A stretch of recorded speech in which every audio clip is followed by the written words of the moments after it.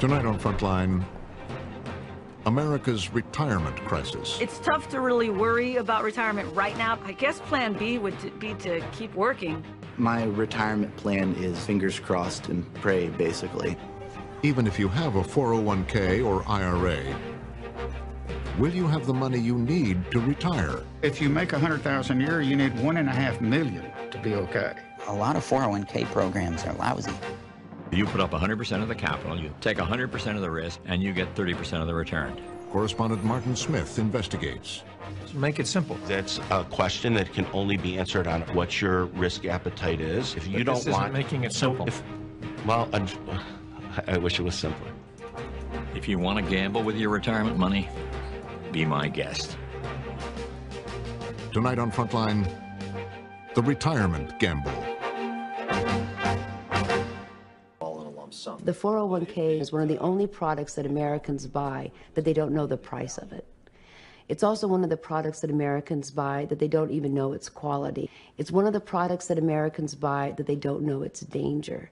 And it's because the industry, the mutual fund industry, have been able to protect themselves against regulation that would expose the danger and price of their products. The effects of the current economic crisis have touched everyone. Even if you still have a good job and a paid-up mortgage, chances are your monthly 401k statement will remind you that you've lost a good chunk of your savings. Trillions of dollars have evaporated from those accounts that have become the prime source of retirement funds for a majority of American workers, affecting their psyche and their future. If you're still young enough, there's time to rebuild and recover. But if you're in your 50s or 60s or beyond, the consequences can be dire. And it's drawing attention to the shortcomings of a retirement system that's jeopardized the financial security of tens of millions of people. The fact is that the typical 401k investor is a financial novice. They don't know a stock from a bond. And we give them a list of 20 or 30 mutual funds with really, really powerful names. You know, they sound like, gee, that's where I want to have my money. What are generally the quality of the mutual funds and 401k plans? Mediocre.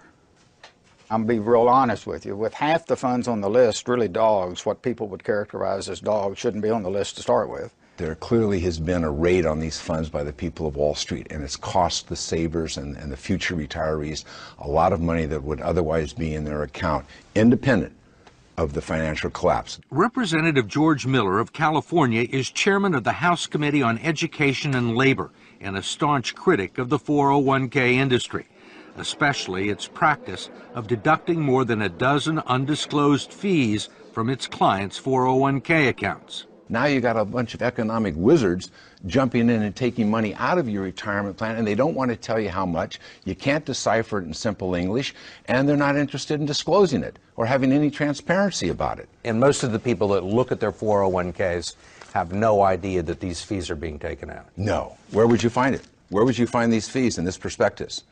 You can look on any page you want, and when you're all done reading it, and you will find some of the fees and the commissions here, but you won't find them all, and I bet you won't find half of them.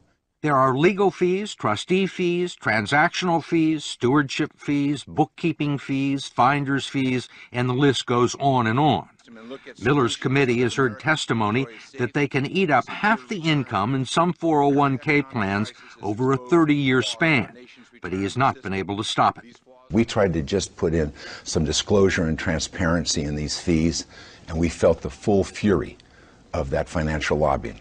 David Ray, a lobbyist for the 401k industry, says he favors disclosing the fees, but his partners in the financial industry don't.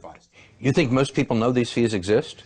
I think they know that there are fees. They don't know exactly how large they are. Why do you think the financial services industry is opposed to fee transparency? I don't know that they're opposed to it. I think the issue is... You don't think they're opposed to it?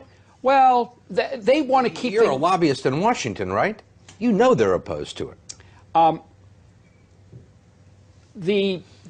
George Miller hasn't been able to get a bill to the floor. I think they want to keep the systems as simple and not make changes.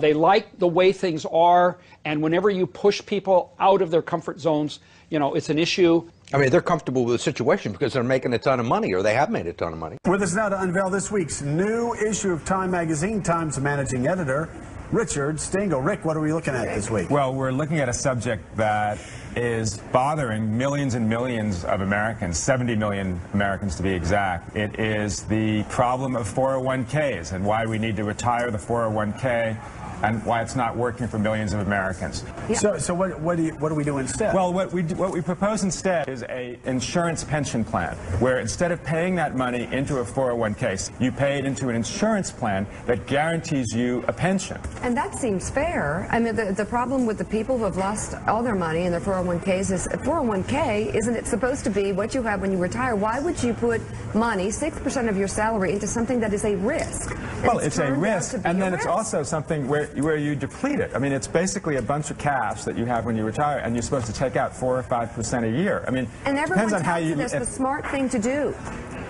It was for a long time. There's a whole business. I'm not sure it was. I mean, it's not even 30 years old, right? So you have a whole class of people who have grown up, these investment advisors who take this thing and are telling you to do something that nobody has tested or not. It's like a vaccine that they haven't really tested and they don't know what the long-term influence.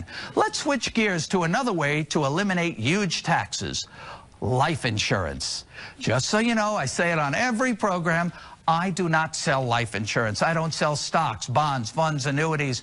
I'm a tax advisor and an educator. And as a tax advisor, I'm advising you to take advantage of the single biggest benefit in the tax code, and that is the tax exemption for life insurance.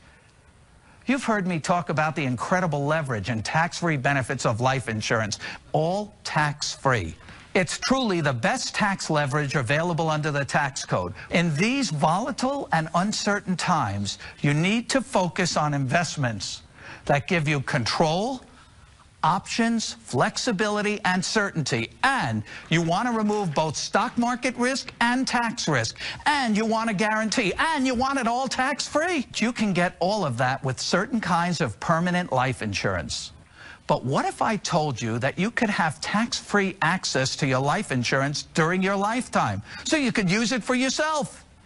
You could begin moving large amounts of money from taxable accounts into a tax-free permanent life insurance policy. The money grows tax-free inside the policy. You don't have to if those gains are earned within a life insurance policy. If your money's going to grow, it may as well grow tax-free, right? You need to realize that life insurance is an investment, but it's better than your typical investment accounts because it's tax-free. Oh, and one more thing. Life insurance comes with something else that you can never get from the stock market: a guarantee. Believe it or not, this is an area where you might want to invest the maximum you can into the policy.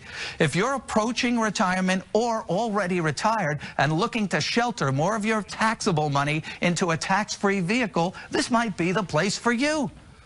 But the mistake most people make at this stage of life is trying to pay the least for the policy. So you might be thinking, how can paying less be a mistake?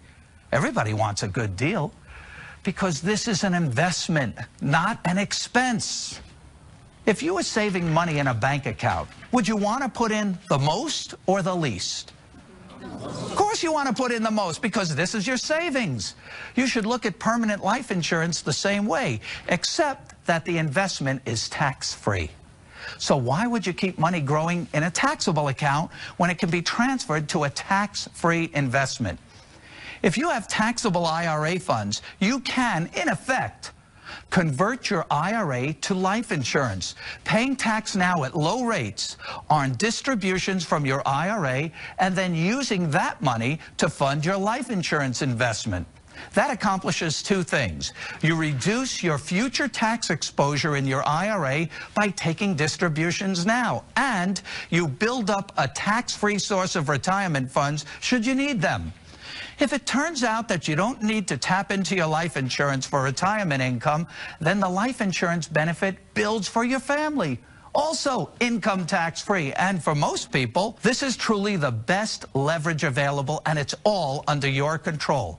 Once again, I do not sell life insurance, but as a tax advisor, I gotta tell you that the tax exemption for life insurance is the single biggest benefit in the tax code. Make it a part of your retirement savings plan and your estate plan. But remember, This area of your life is a little tricky. You must do it the right way to receive all the benefits I'm telling you about. Now is the time to create a plan to rescue your retirement and move your money from accounts that are forever taxed to accounts that are never taxed.